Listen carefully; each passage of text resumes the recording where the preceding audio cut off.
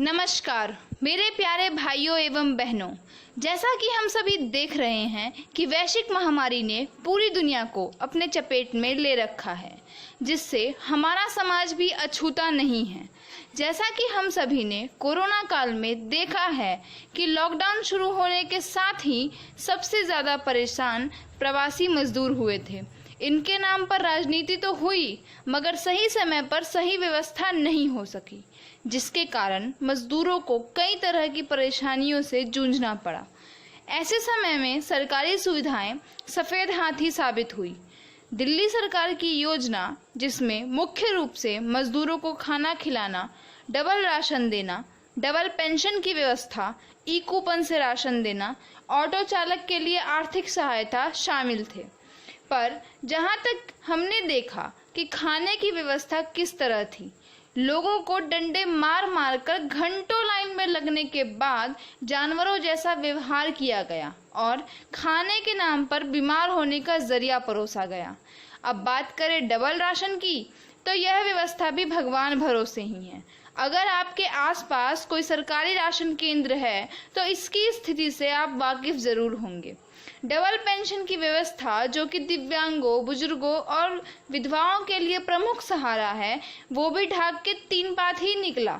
Double तो छोड़िए, कईयों की तो नॉर्मल पेंशन भी बंद हो गई। क्या यह कोरोना काल में उचित है? अब ई कूपन की ही बात करें तो देखा जा सकता है कि इसमें राशन लेना जंग लड़ने के बराबर है। कभी कल आना तो कभी राशन नहीं है। इतने बहाने तो बच्चे स्कूल से बचने के लिए नहीं बनाते थे जितने इन ऑफिसर्स ने बनाए। रही बात सामाजिक दूरी बरतने की, तो इस स्थिति में सामाजिक दूरी कैसे संभव है? उपयुक्त सुविधा विधायक और विधायक प्रतिनिधि के हाथों में थी, तो आप इससे अंदाजा लगा ही सकते हैं कि इस सुविधा का लाभ किस किस को मिला होगा। रूलिंग पार्टी के कार्यकर्ताओं के अलावा मुझे नहीं लगता कि जनप्रतिनिधि ने किसी की भी सहायता की होगी। ये क्या, इस क्षेत्र के कोई भी प्रतिनिधि मुझे नहीं लगता कि व्यक्तिगत तौर पर किसी की मदद करते नजर आए होंगे। खैर, जो क्षेत्र में मुझे दिखाई दिया वो हकीकत यही है।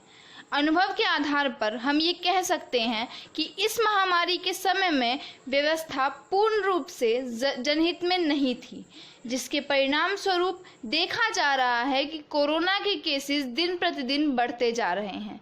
इसे हम जागरूकता की कमी कह सकते हैं, व्यवस्था की कमी कह सकते हैं, या फिर प्रशासन की लापरवाही भी कह सकते हैं।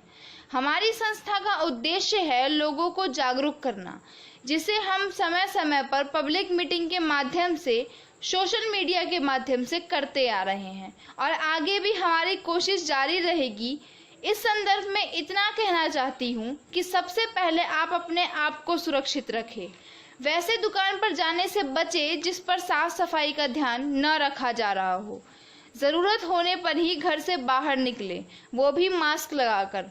भीड़ भाड़ में जाने से बचें। समय समय पर हाथ धोएं। बुजुर्ग और बच्चों का विशेष ध्यान रखें। आपका बहुत बहुत धन्यवाद।